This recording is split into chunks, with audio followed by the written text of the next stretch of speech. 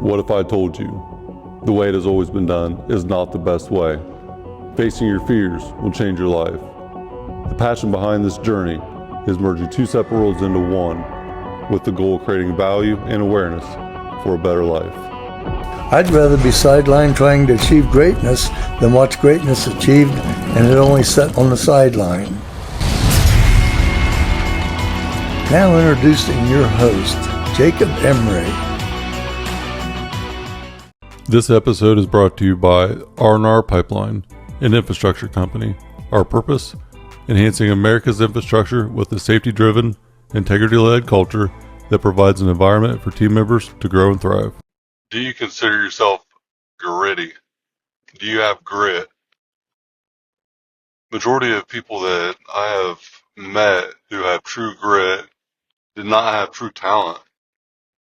Actually lacked in the talent department from a genetic standpoint and became determined, despite the lack of genetics, to be successful. I know in my case, it's never perceived this way, but the genetic lottery, I really did not win when it comes to my body type and having a aesthetic, desirable physique. It wasn't something natural to me, even though it may not seem that way. I hear, oh, you must have good genetics. And the reality of this is, regardless if I did or I didn't, whether you do or you don't, it doesn't really matter. So, are you going to tell somebody that, oh, well, you had good genetics, and that's the reason you're successful, and I'm a failure because my genetics aren't like yours?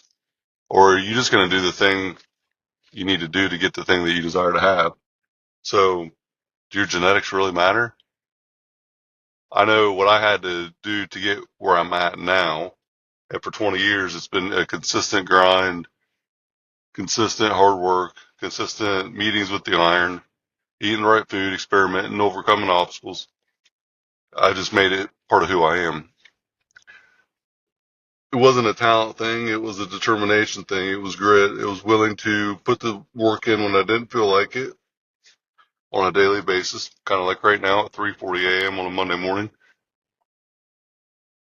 I just created this calloused mental state that I have to do this thing. And then after time, it just became non-negotiable. And now it's not even a thought. But majority of the people that struggle later in life, actually, I have found personally, and this is just a personal anecdote, but they had natural talent. They were genetically athletic, genetically able to pick up on things quickly, had natural ability to get things they desired to have. And although they may have worked hard or still work hard, they didn't have to work hard to get the thing they want majority of the time. And the thing that ends up becoming a hindrance later in life, I have found, is because it wasn't something that had to be earned as much as the next person. It's not a downgrade or saying that they didn't deserve the things they have. If you have it, you deserve it, and that's fine. But to go to that next level, you have to have this passion that is so deep and so ingrained in you that it doesn't matter how good you are at it, because you're willing to put the time in to become great at it. And so few people are willing to put that time in. They are more willing to quit than they are to go through it, face it, embrace it, fall, get back up, and keep going. So what does grit look like to you? How do you measure your grit? There's levels to this, but when you have an ultimate end goal and passion in life to achieve a thing, and you're willing to do whatever it takes to get it, and you don't quit until you get it. You don't have this shiny object that deters you from that original goal. My easiest example of grit for myself, just for context, would be 12 years of hard work and sacrifice at Arnold Pipeline. And I set out that goal. I seen it happen. I made it happen. And the day that it did happen, it didn't seem crazy to me because I had seen that moment for so long. And I can promise you there were so many days where I would have rather gave up than kept going, but it wasn't even on the table. There was no plan B. It was plan A, all systems go, and it just was what it was. There wasn't no looking at another option. There wasn't a backup plan.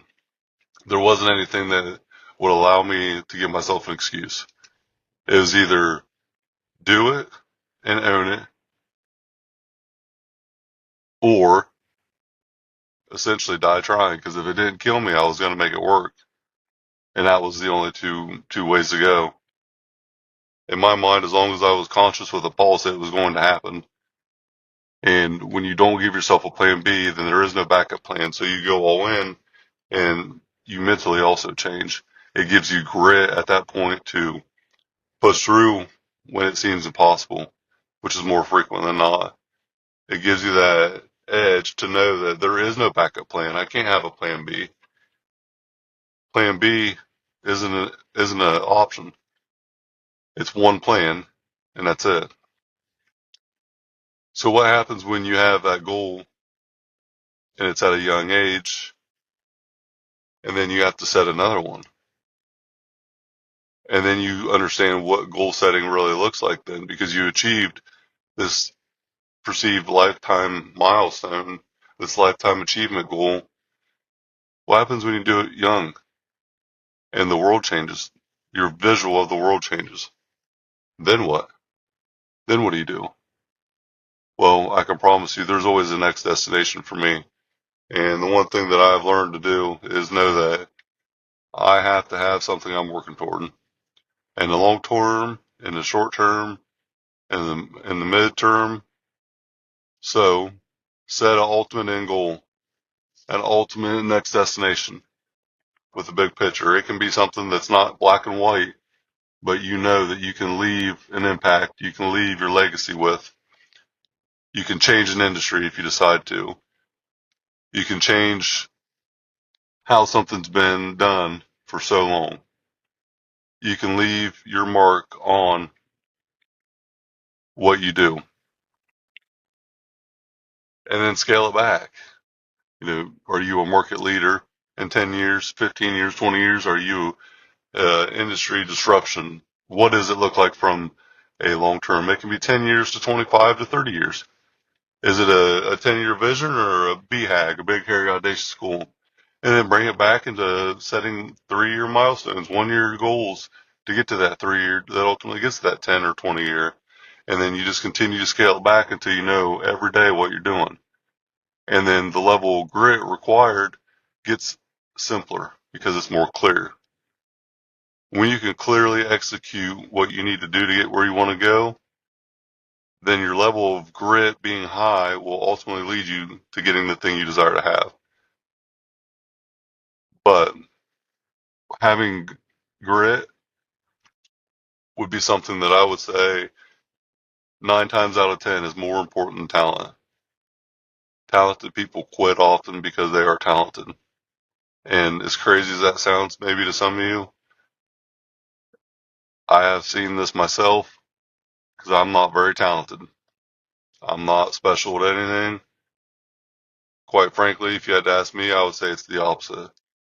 But you better pack a lunch if you're coming against me. You better pack a lunch if you're going to get me to quit. And I'll be damned if I have a pulse and I quit. It's on me no matter what. The outcome's always on me. And life didn't happen to me, it happened for me. So regardless of the obstacle, I'm going to get what I want. I'm going to do what I need to do. And I'm not going to link it to an outcome. The outcome isn't the prize. The journey's the prize. The process is the prize. Because my effort will be max effort always. My intent will always be pure. It will always be good.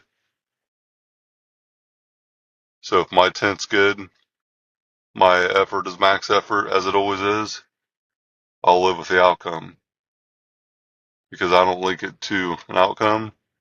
My confidence in who I am is purely linked to my intent and my effort. So, do you have grit? And if you do, why do you think so?